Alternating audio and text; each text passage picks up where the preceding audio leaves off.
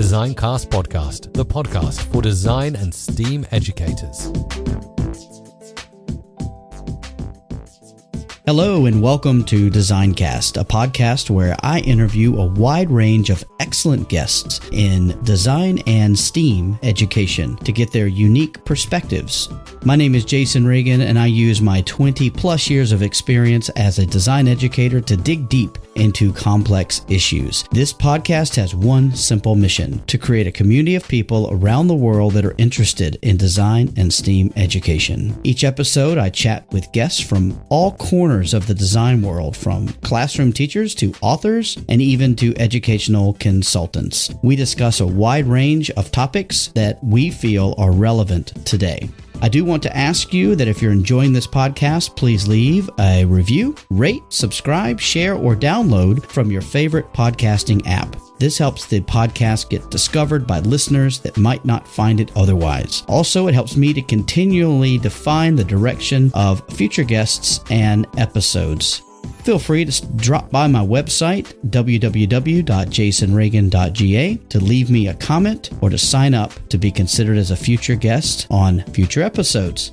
Also, don't forget to stop by Anchor and leave me a voice clip that could even end up in an upcoming show. Thanks for listening, so let's get to it.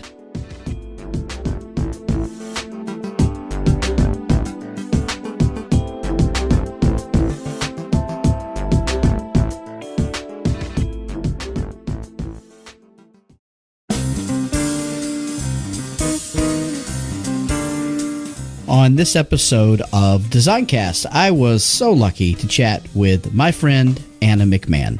She is a well-being expert that specializes in working with schools and educators. We talk about how the current situation in schools is having a lasting effect on teachers and students. I know that our discussion will be among the best thing that you will hear today. Also, as an added benefit, Anna is offering a special discount for her services for Designcast listeners, so be sure to check that out. The information is in the show notes and also in the episode. Now sit back, relax, and enjoy this chat with Anna McMahon.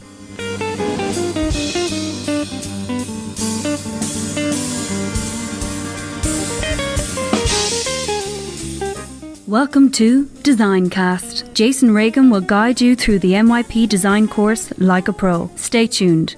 This podcast is a proud member of the Teach Better Podcast Network. Better today, better tomorrow, and the podcast to get you there. Explore more podcasts at www.teachbetterpodcastnetwork.com. Now let's get on to the episode. Welcome back to another episode of Designcast, and I'm just so humbled and excited to have Anna McMahon on with me today. Anna, how you doing? Good, Jason.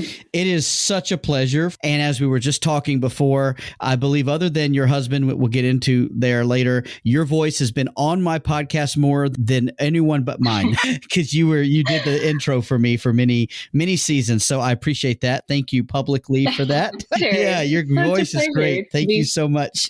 So Anna, I want to talk about what you have done and what you are doing. Now, I know that you were an educator for many years, and now you're doing something else. So can you tell us about your journey into education and then a little bit about what you're currently doing? Yeah, absolutely. So I was a teacher working in education and educational leadership for about 10 years internationally. Before that, I actually had a degree in psychology, and I had this big wild plan to do a doctorate in educational psychology, got whisked away by my then boyfriend, now husband, to become an international teacher. So doctorate out the window. And then I left teaching a couple of years ago to go back to psychology, which is what I'm doing now. And I focus in well-being psychology. So what that is, where I use positive psychology and coaching psychology and use that for well-being consultancy and executive coaching. So, of course, I know you from when we all worked together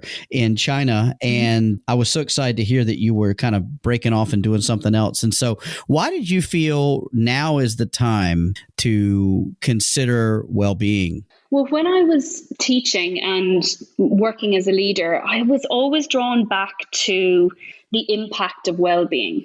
So within my classroom, there was so many things that we would be constantly doing about well-being with the students, but I always felt the substance was missing. So, I mean, I remember one school in particular that I was working in, and the theme for the year was well-being. And we were given every Friday a well-being hour to work with the students. And that was it. I mean, I was like, what do you do? What do you mean a well-being hour? What does that look like? Are we teaching them things? And a lot of the time it would end up, we'd be outside with the kids, giving them free time in the playground. And that's not good enough, really, to really teach well-being skills or really develop well-being. It was kind of like paying lip service to it. And a similar situation when I was working in leadership, the topic of staff well-being would come up. We'd see issues with staff well-being, but we didn't know what to do. And of course, like, ideas would be thrown out on the table. But again, it was just lip service. You're not really getting to the core of the problem, or, which is even more important, being proactive and getting ahead of it before it becomes a problem. Because it shouldn't be just about fixing what's wrong. Like, creating an environment that is productive, where people are at their best, people are optimizing, you need to be focusing on well-being, and you need to be promoting it and being proactive about it. And I really saw that was missing, and it always bothered me about working in education. And in all honesty, like, my own well-being was affected when I was a teacher. There was a lot of stress, a lot of burnout, a lot of pressure. You look at the newspapers now, just this week actually in the UK, there was a statistic put out that 44% of teachers are planning to leave the profession in the next 5 years because of stress and burnout. That's huge. And there was a big global report there a few months ago as well. So it's not even just the UK, it is globally, that teachers are leaving the profession, and not even just leaving the profession, but are failing within the profession because of occupational stress, burnout, impact on well-being, especially after COVID. So, I mean, taking all that together, I always had an interest in psychology, and I just found myself being drawn back to that all the time. And I'm like, you know what? I want to be proactive about it. I want to do something about it. And there must be something that we can do. And that's how I ended up where I've ended up. Yeah, absolutely. And we'll talk about your company and your service in a minute, but I want to kind of go back and revisit a few of the things that you mentioned. And I think that already education and being an educator is an extremely rewarding, but an extremely stressful profession. And, you know, I think COVID and the pandemic has only just magnified that. And I'm just curious kind of what your own experience has been in observing sort of what's going on around the world, what's going on. Your husband's a teacher, so what's going on even in his own environment? You know, what sort of trends are you seeing with teachers other than just leaving the profession? What's going on with them?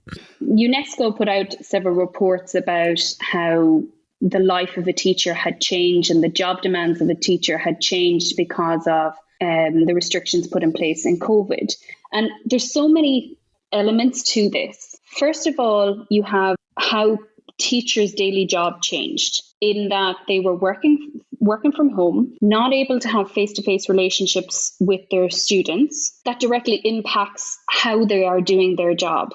And there was no end in sight to that for a long time. I mean, some countries spent over a year online. So there's that element to it. And, you know, for what and a lot of the teachers I've talked to, teachers get meaning, positive emotions, satisfaction from their interactions with their students. And when your interactions are changed and you're now doing it online through a computer, it changes the dynamic of the relationship. So there's that.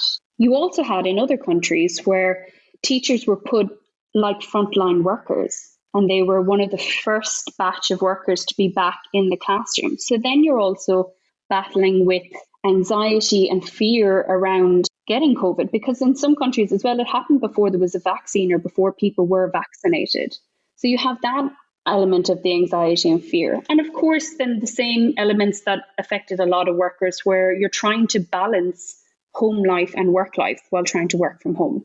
So there was so many different aspects that impact personal well-being for everybody, but then especially for teachers. And what I saw was And actually, I've just a few months ago, we completed a big research project on the everyday experiences that stimulate positive emotions for teachers. So I investigated what were those everyday things that happen in the life of a teacher that brings them joy, makes them feel good, makes them like their job. And in my research, the biggest thing that came out of it was that positive relationships with the people in school is the biggest form of positive emotions for teachers. So think about that in terms of COVID, where you're not in a school, you're working from your spare bedroom on a laptop. You have, in some cases, no relationship with your colleagues or a completely changed relationship with your colleagues, no chats, no social interaction. You're missing actually like a fundamental need in that case. If you're familiar with Maslow's hierarchy, social needs is an important foundation to those basic needs that people have to have in order to perform at their best. Once you have your physiological needs, your social needs and safety needs come after that. So you cannot expect people to operate at their best, reach their full potential, be creative, be optimized in a sense, if they're missing some of those basic needs like feeling safe, being able to socialize, being able to have a conversation. And COVID had a huge impact on that for everyone, but teachers especially, it's completely different. Anna, well said. Thank you for that. And I've thought a lot about it in the sense that, if I'm an online professor and I made the choice to do that and my students made the choice to be online students, it's a different story, right? Like it was their choice. But overnight, I mean, we literally at my own school, I'm in South Korea. In my own school, we have been back on campus 100% for 2 weeks since the pandemic started. So 26 months, we have been in some form of distance learning or hybrid learning. And we finally started moving back to more of a little bit more normalcy, which, think about, I was talking to my students today or this week, some of them in, let's say, grade 10. And I said to them, the last regular school year you had was grade 7. And they could not believe that when they started to think about that. They were like, oh, wow. And so then they started having a discussion about what it was like then to what it's like now. And it was nice to walk in last week when all of the sort of plastic partitions were taken away in some of the classrooms. And it started feeling a little bit more like it used to feel, and I think we're missing an opportunity that we could make some major changes in a good way. But I know that that's a whole nother podcast episode, actually. So I agree with you. I think this is great. So, Anna, tell me how Enhanced Wellbeing, which is your company, is sort of tackling this. What kinds of services and whatnot do you guys offer to? Is it just educators? Is your main sort of target audience, or who are you working with? So I kind of have two facets to the business. I obviously have a specialized interest in teachers and in education because of my background. As you mentioned, my husband is also a teacher, so I have a vested interest in the well-being of teachers. So that's one aspect of the business. What I offer is consultancy with schools. So I'll work, and this is very important to me, that it is a collaborative process. So I go and work with the school to assess the well-being of their teachers, staff, leadership, assess their well-being practices, and then we work together to make positive changes to it. So a big, I suppose, push as well from my side and kind of what makes me different in my approach is that I operate from positive psychology. And positive psychology is all about looking at strengths, opportunities, and potential and working on that. Whereas like traditional psychology works with fixing what's broken and bringing things just back up to, say, quote unquote, normal. Whereas positive psychology, we look for opportunities. And it's like, you can walk into a school and go, yeah, everyone's fine. Everyone's doing okay. Like nobody's complaining of stress. Yeah, fine. Okay, what could we do to make this better? What could we do to get your staff to actually self-actualize and be operating at full potential? Because ultimately that's kind of what we want, isn't it? Like, don't you want to feel like you're doing really well at your job, that you love your job, that you're completely committed to it and you're happy in it. Isn't that the dream? So yeah, that's one aspect of it where I work with schools. And then the other aspect of the business is where I do one-to-one coaching with anyone that they don't have to be a teacher. So I do well-being coaching, and I also, and again, from my education background, I'm very passionate about teaching people about well-being and empowering them to improve their well-being. So I offer one-to-one coaching where I work with someone on a one-to-one basis online. And I also have like self-paced online programs, because I'm very much a believer in information is power, and you can always better yourself by educating yourself and learning about it. Awesome. Sounds like you're the one-stop shop.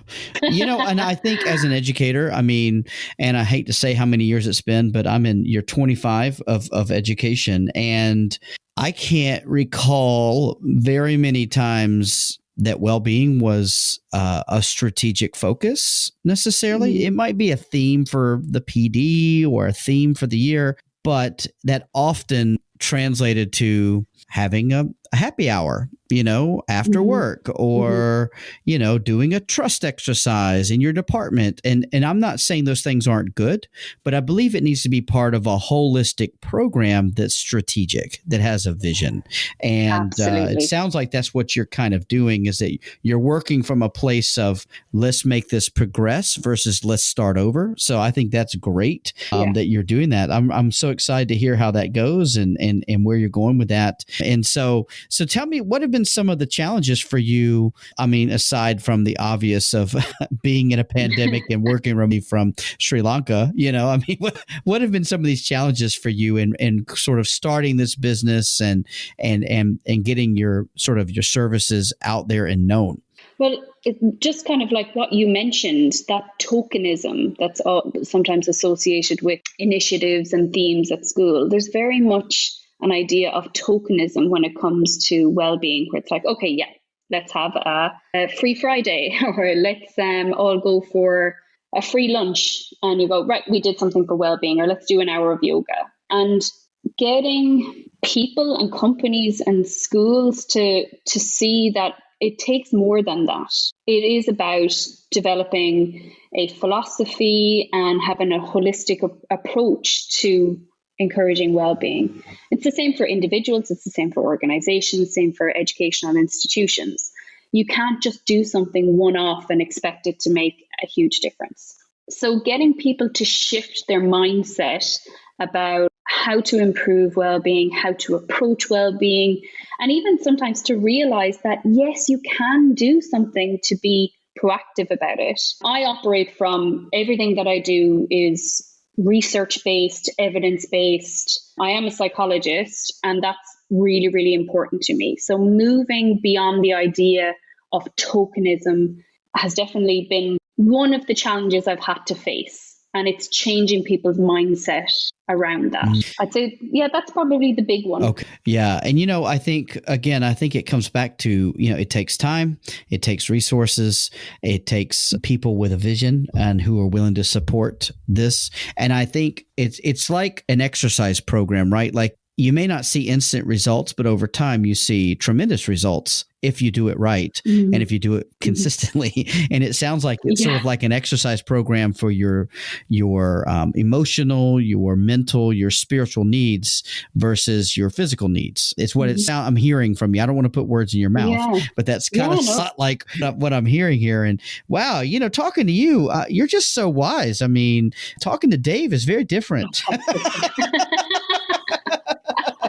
So, he's the creative. He's and as you mentioned, he is definitely the best sketcher I know. I mean, we're not talking the shoes. We are talking about literal sketching. The guy is quite an accomplished sketcher, and his handwriting is impeccable. So he has great penmanship. But that's great. I'm so excited to hear all about this, Anna. And it is a passion of mine to your people are your greatest resource, particularly in a school. And I think you have to take care of those people. And so it's really important now. Absolutely. I think, leaders have to take care of themselves too. It can't just be all about necessarily giving back. It does have to be about giving back. But I mean, they need to think about what their needs are as well. And so, I think a lot of these techniques probably work for them as well. would be my Oh, assumption. definitely. Yeah. We talk about what's called like a top-down effect. And you can't, if leaders are looking after themselves and they're modeling, best practice, well-being practices, taking care of their own well-being, that filters down. Research shows that the most effective intervention in any organization, any company, any schools is when you start with leadership and it filters down. And that's like period. You draw a line under it. That's what works.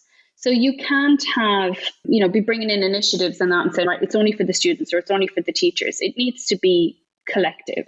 And ultimately, we all, what's the point of life if we're not looking after ourselves and we're not optimized and we're not living, to use a cliche, living our best life, or we're not happy? What's the point? What's the purpose to that? I couldn't have said that better myself. That's very profound. Thank you, Anna. And so what do you see your company doing and your services? What's your vision? What's your dream? Like if you could think 5, 10, 15 years in the future, what do you want to see happening? My absolute dream is for people, organizations, schools, governments, everybody to actually prioritize well-being and see the value in prioritizing well-being.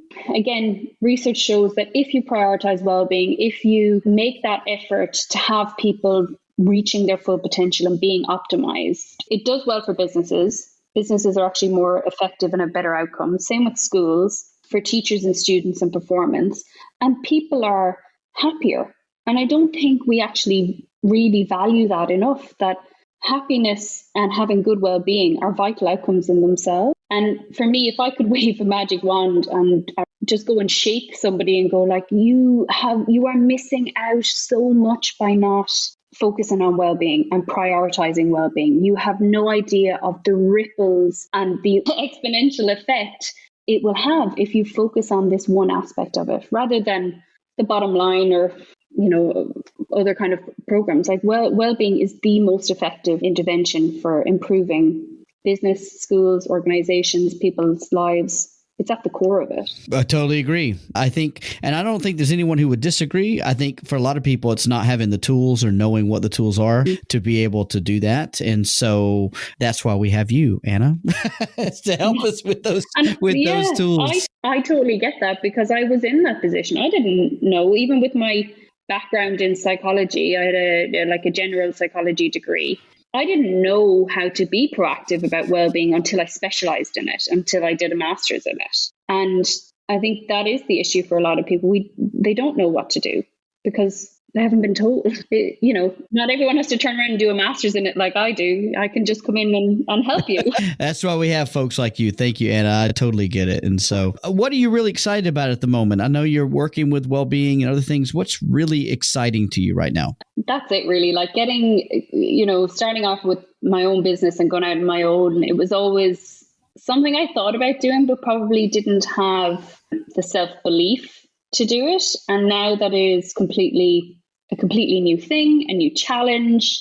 It is really, really exciting and really fulfilling. I mean, man, it's hard at times, but it's meaningful. And that gets me really excited. Awesome. And I think it's great you can do that from anywhere. And, we've learned a lot. There are some positives that have come from everybody kind of having to live in an online world for a while, is being able to now make hybrid businesses and whatnot. So, yeah, awesome. And I ask everyone kind of the same questions, but I want to know if you have to recommend a book for everyone to stop right now and read, what would it be? Flourish by Martin Seligman.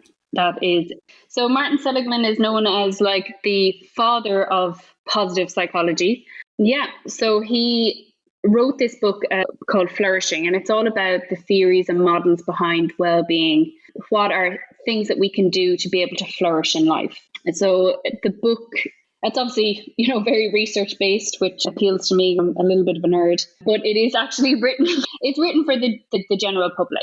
And it talks about really simple ways of bettering your life and improving your well-being.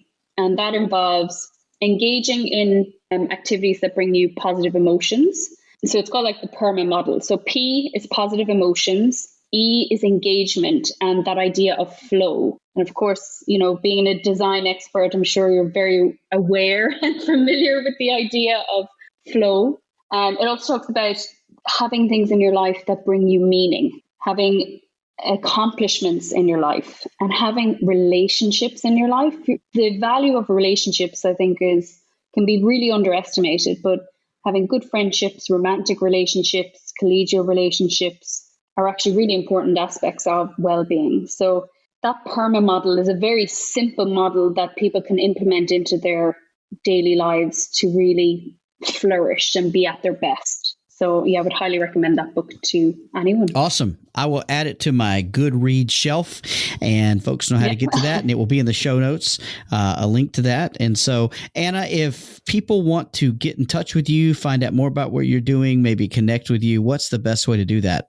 Sure. So I have a website, www.enhancedwellbeing.org. I'm also on Twitter. I'm not very good at Twitter. Will put my hands up and say, this is something where I do need to call on the husband a little bit. But I am on Twitter for @enhancedwb. And Instagram as well is @enhanced.wellbeing. All right. I'll make sure all of that is in the show notes. And one other really special thing that you've offered the listeners of this podcast is a discount. Yeah. So just especially for the DesignCast listeners, I have a discount code for some of the products that I have on my website, which involves my one-to-one coaching.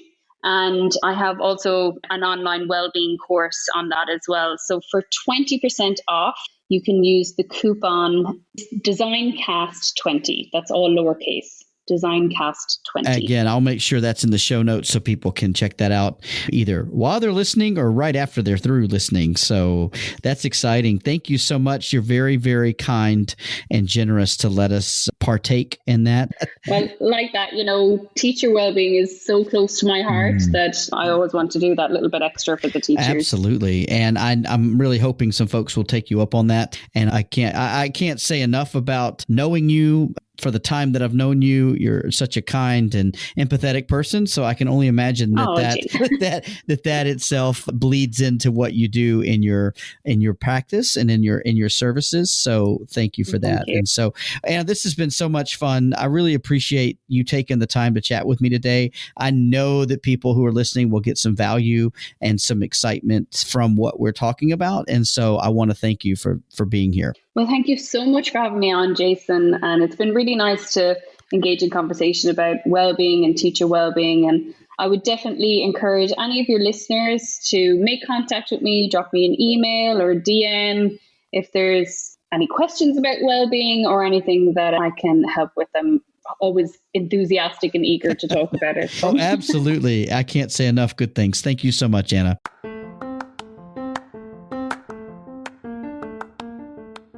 I hope you enjoyed that episode of DesignCast. I'm Jason, your host, and I produced and created this podcast. If you have any input, I would love to hear from you, and I look forward to seeing you again really soon.